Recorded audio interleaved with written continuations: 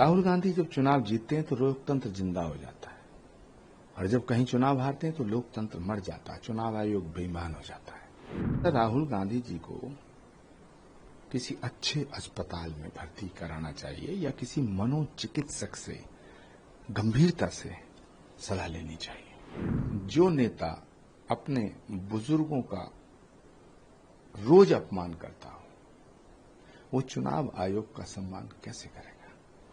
जो भारत के जनमानस को समझ में आया, वो बात कांग्रेस को समझ में नहीं आ रही है, राहुल गांधी को समझ में नहीं आ रही है। ये दुर्भाग्य का विषय है कि जो आदमी अपने दादी के साथ रहने वाले नेताओं का अपमान करता हो, जो अपने पिताजी के साथ रहने वाले नेताओं को इज्जत न देता हो, जो इंसान अपनी मां के साथ कंधे से कंधा मिला के चलने वाले नेताओं को अपमानित करता हो, जो आदमी भारत के संविधान का अपमान करता हो, जो व्यक्ति भारत की सभ्यता का अपमान करता हो, जो भारत के संस्कारों का अपमान करता हो, जो सनातन का अपमान करता हो, वो चुनाव आयोग का सम्मान क्या करेगा?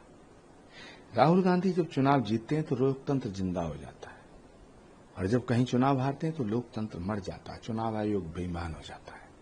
मुझे लगता है राहुल गांधी जी को किसी अच्छे अस्पताल में भर्ती कराना चाहिए या किसी मनोचिकित्सक से गंभीरता से सलाह लेनी चाहिए। जो नेता अपने बुजुर्गों का रोज अपमान करता हो, वो चुनाव आयोग का सम्मान कैसे करेगा? देखिए, आरएसएस प्रमुख मोहन जी भागवत जो कह रहे हैं, वो कोई भी बात, कोई भी बयान, कोई भी वक्तव्य बिना तथ्य के नहीं देते। वो बहुत सारगर्भित बात करते हैं, और ये बात सच है कि भारत की आजादी में किसी एक व्यक्ति की भूमिका नहीं है। भारत की आजादी दिलाने की जो लड़ाई है, ये सैकड़ों साल चली। इसमें हजारों लाखों लोग शहीद हुए, बलिदान हुआ, और भारत के जनमानस पर अंग्रेजों को भारत से भगाने का एक जुनून पैदा करने में भारत के क्रांतिकारियों की बड़ी भूमिका रही है। राष्ट्रीय स्वयंसेवक संघ का बहुत बड़ा रोल रहा है जन जागरण करने के लिए, इसमें कोई संदेह नहीं है। और राष्ट्रीय स्वयंसेवक संघ की प्रशंसा खुद पंडित जवाहरलाल नेहरू ने की थी, और राष्ट्र से जुड़ा जो भी विषय होता है उस पर आरएसएस, जब से आरएसएस का जन्म हुआ तब से लेकर आज तक, वो उसमें अग्रणी भूमिका निभाती है। लेकिन जो बात पंडित जवाहरलाल नेहरू की समझ में आ गई, जो महात्मा गांधी की समझ में आ गई, जो चंद्रशेखर आजाद, सुभाष चंद्र बोस की समझ में आई, जो भारत के जनमानस को समझ में आया, वो बात कांग्रेस को समझ में नहीं आ रही है, राहुल गांधी को समझ में नहीं आ रही है। ये दुर्भाग्य का विषय है। उधर अखिलेश यादव भी कह रहे हैं, जो कास्ट सेंसस की बात चल रही है, जातीय जनगणना की बात चल रही है, कह रहे हैं कि होगी, लेकिन बीजेपी उतनी ईमानदारी से नहीं करा पाएगी। इसमें देखिए, कास्ट सेंसस होने के बाद क्या जो जिस जाति में पैदा हुआ है वो बदल जाएगा?